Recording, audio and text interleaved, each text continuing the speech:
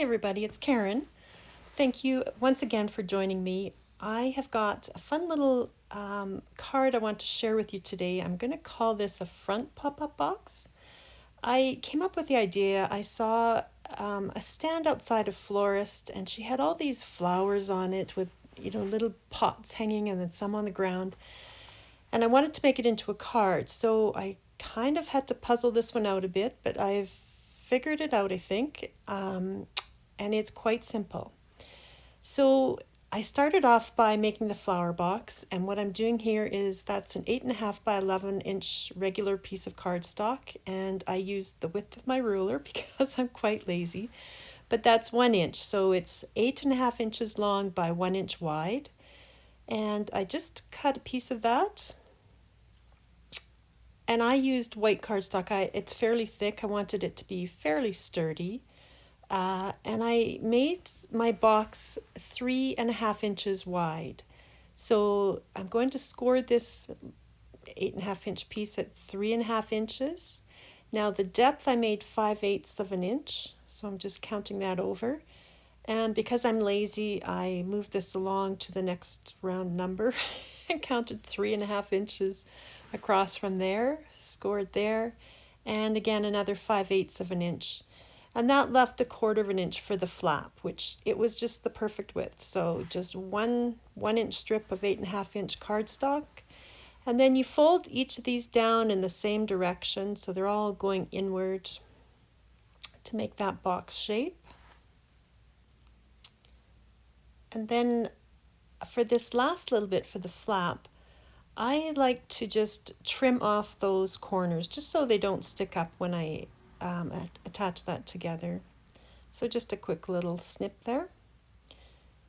And you can see that will fold up into the box shape. Now I had little tabs that went on the inside, and I cut these 1/2 inch wide. So I just cut 1/2 inch wide strip of the 8.5 inch cardstock, and I trimmed both those down to 4 inches. And I've creased both ends in at 1/4 of an inch, and I'm just scoring those folds. And I'm going to put some double-sided tape on both ends, on both those little flaps, and also on the flap on the main box. And there's the main window box, and I did put 2 layers of tape on this one just to be sure. Don't know that you need it, but I did. Now I'm just showing you here, you can see that if you put these 2 tabs in, there is not a lot of wiggle room because they're 1/4 inch tabs. So what I ended up doing is I just held them together and I trimmed off just a little off of these so that they weren't quite as big flaps, and I found this easier to do once I had the tape in place.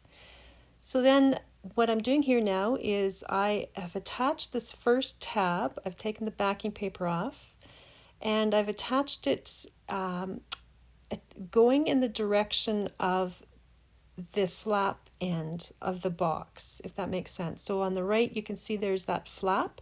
So I aimed them towards that, so the unreleased tape is facing the end of the box.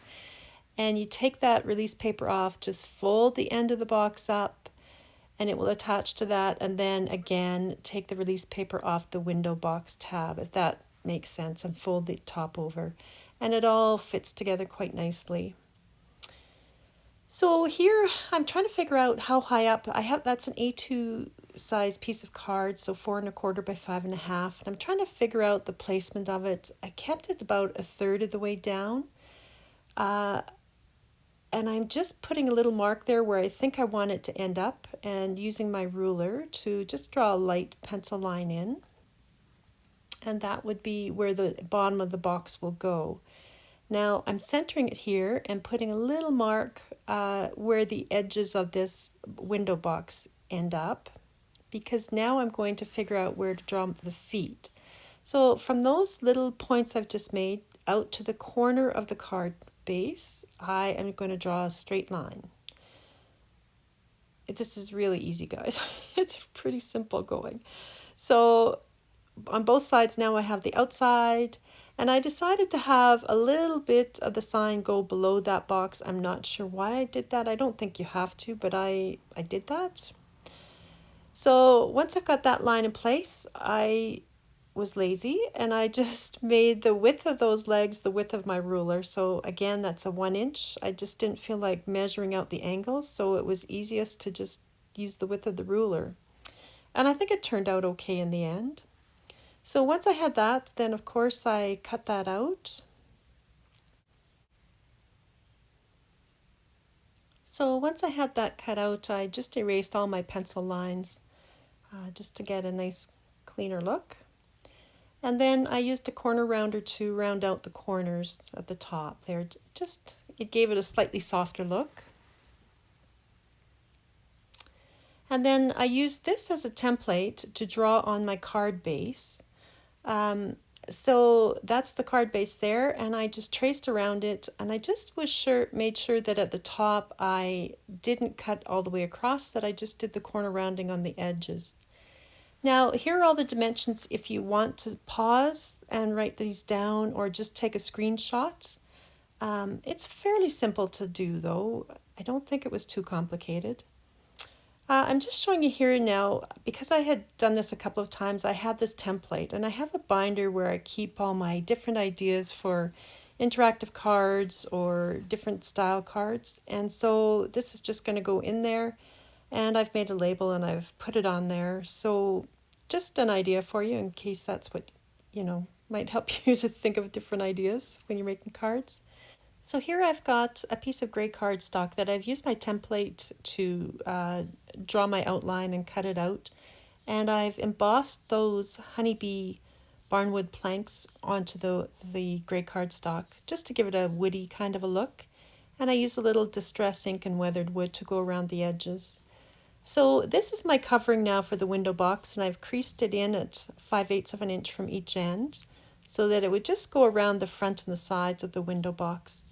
And I just use my tape runner to put a little tape on that, and then I'll stick it on. Now, once it's stuck on, I like to really work my paper folds. It seems to make them move better the more they get moved ahead of time. So I really just went back and forth a number of times with that. I've got a very old piece of colored pink paper here that I die cut with, I use the Hero Arts rounded rectangle infinity dies, I think they're called, and just cut a little piece out to fit on the inside of that. I think you could do like a chalkboard if you wanted, or any color to match the flowers that you're using. And then I found it easier just to leave the bottom off and just trim it down. So it's all covered anyway, obviously, by that window box. And again, I use the same Hero Arts dies, rounded rectangle dies, to cut a little white frame, and I'm just gluing that one on just to give it a little bit of an edge.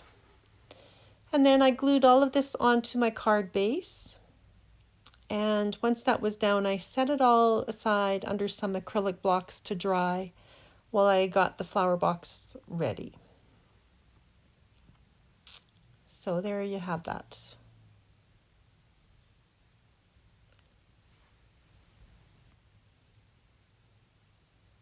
So on the back of the window box, I'm just going to put some, I think that's 1/4 inch double-sided tape. And I just put 2 rows of that on just to make sure it would stay on fairly well.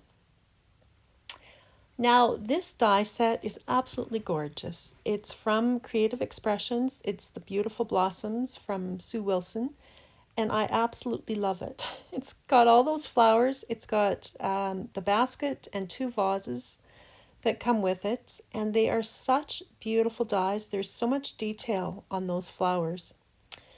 But here I've already cut them out, mostly out of white cardstock, and then I use Copic markers to color them in. Some of them I cut from green cardstock for the leaves or brown for the branches. But I just put a blob of glue down on some cards or paper, computer paper, and I'm just going to start in the back row and just start to glue these down in between those layers. You can put them on either side of those tabs that you've put in, just wherever you need to put them to get the arrangement that you want. So I've got all my flowers put in the box there. There's quite a few flowers. And I'm just going to remove the release paper off the back and attach this to the front of the card to cover up that bottom line.